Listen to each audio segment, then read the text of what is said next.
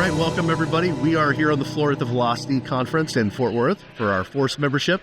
We're talking to various luminaries here on the floor today, and today we have with us Matthew Podmenik from McCarthy and Holthus LLP. Matthew, welcome. Thank you for joining us today. Thank you, and thank you for calling me a luminary. I appreciate that. I try to butter people up. That's what I do.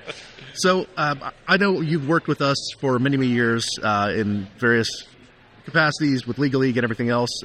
This is a very force-focused conference, but I know you're here speaking on panels, and you did some course training yesterday. Yep. So to start with, it's a very chaotic marketplace right now. There's a lot going on in Washington, a lot to keep track of.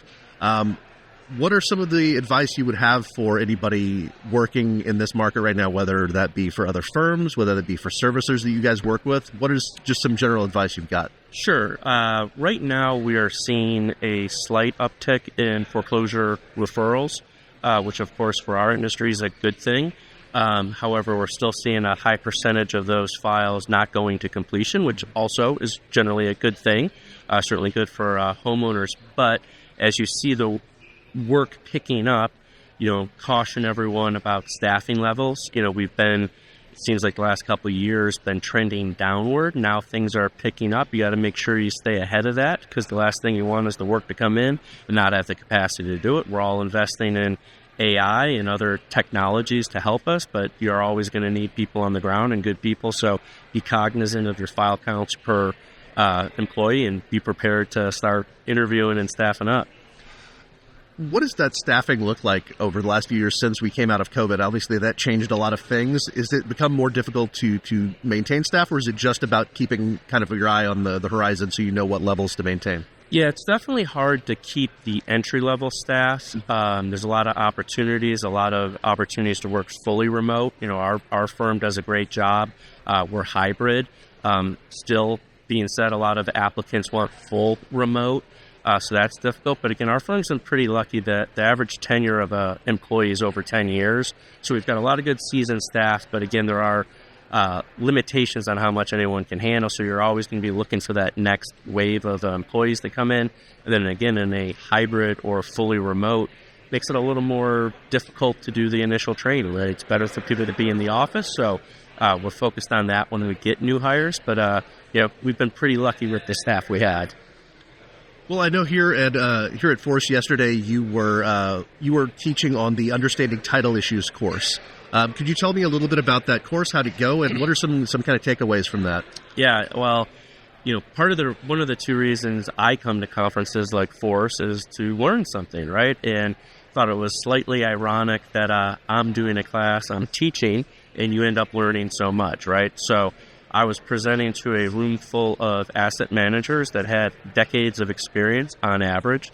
As an attorney who's practiced for 20 years, I filed thousands of title claims. I've been involved in hundreds of lawsuits involving title issues, and it seemed like they all had more experience than I did. So as far as education goes, I think we all learned. There was tons of war stories going back and forth. It was great. I'd start talking, then you start getting questions, and all of a sudden you're completely off script and just, talking. And then, of course, after the sessions, everyone wants to come up and tell you their craziest story. And through that, you get to meet people, which is, another reason you come here to network. But, met a lot of good people, a lot of potential clients, and learned a ton. And certainly, it's fun to hear someone else's war story because it's not your case that took 5 years to resolve. Yeah, so again, the interesting part for me was to hear others' horror stories. It's always nice when it's not your story that took so long to resolve, but also hearing how they resolved it gives you that ammo to take back to your office. Like, hey, if you ever see something like this,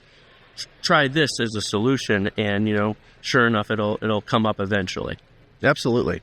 Well, that also brings up another natural association. Like I mentioned, you guys have been with Legal League for some time, been involved in kind of everything that they do, webinars and stuff. What are some of the real benefits you've seen? Some of the things you've learned from that association, and what would you say to someone who's considering joining Legal League?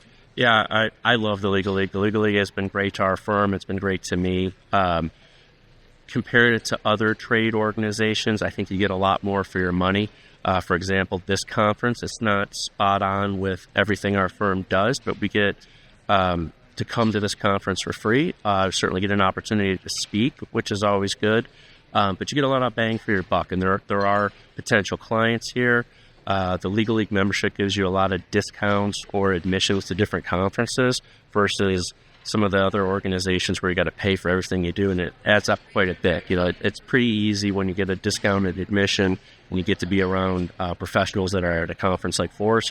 So I get a lot of bang out of the buck for the Legal League.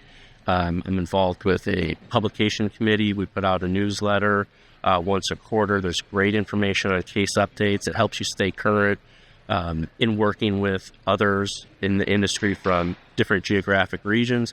Whatever they're seeing, we're going to see, in 3 months and vice versa. So it's a great way to keep on the pulse of what's going on in the industry and certainly hear how others are navigating the space. And it's a great community in terms of sharing best practices. So I get a lot out of the Legal League, and I really enjoy it.